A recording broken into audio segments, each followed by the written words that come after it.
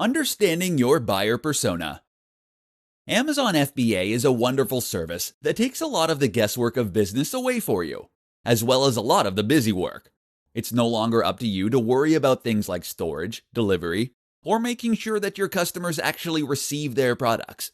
But that doesn't mean that you are completely detached from the important decisions that will make your model sink or swim.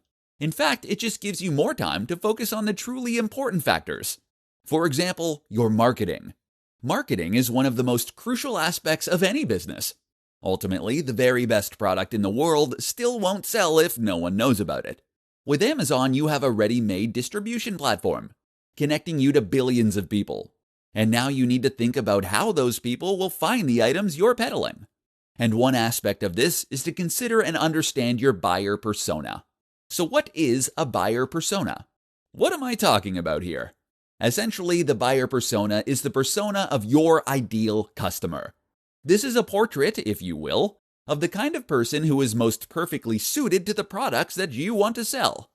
Try and write a biography for this person, as though you were defining a character for a book you were about to write. How old are they? What gender? What is their average income? What do they do in their spare time? Are they married? Do they have kids? Where are they located? What is their political leaning? All of these things can help you get a better idea of precisely who this person is, and that will then help immensely when it comes to marketing.